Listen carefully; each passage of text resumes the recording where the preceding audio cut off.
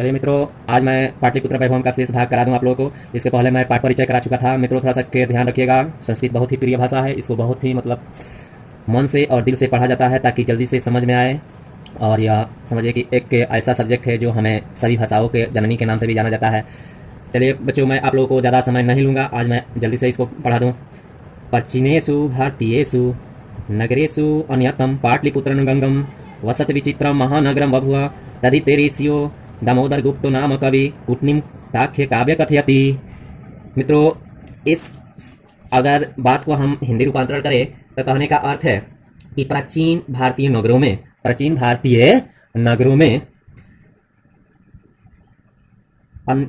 अन्यतम पाटलिपुत्र गंगा के किनारे बसा एक महानगर हुआ। क्या हुआ? महानगर हुआ। इस संबंध में दामोदर नामक कवि अपने कुटनिम काव्य में कहते हैं। यानी कवि कुटनिम ताख्य काव्य कथयति, किसमें कहते हैं? कुटनिम काव्य में कहते हैं। क्या कहते हैं मित्रों? थोड़ा सा ध्यान से देखा जाए।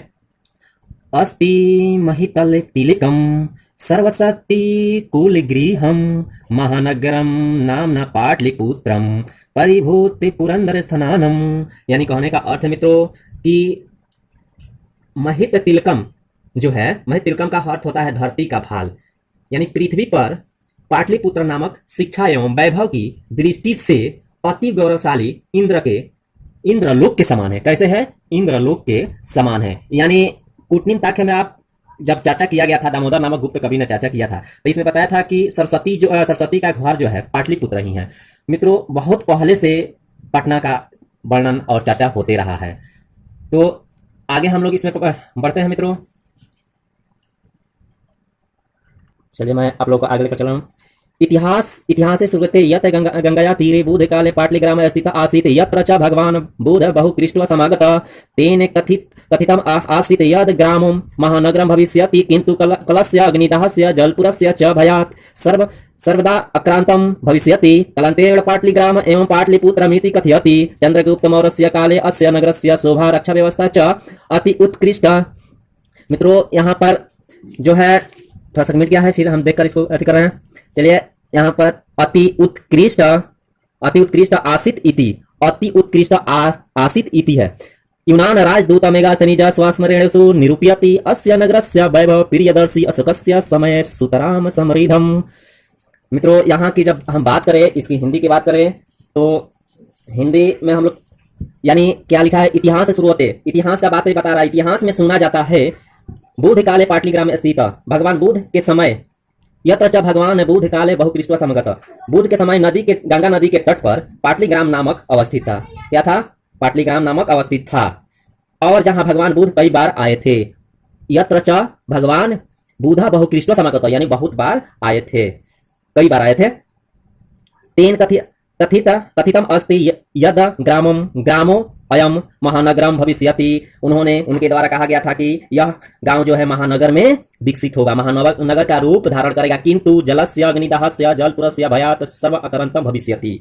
परंतु क्या बोला था? लड़ाई झगड़ा अग्निदाह तथा बाढ़ से घिरा हुआ रहेगा। ये सब इन सबों के भय से घिरा हुआ रहेगा।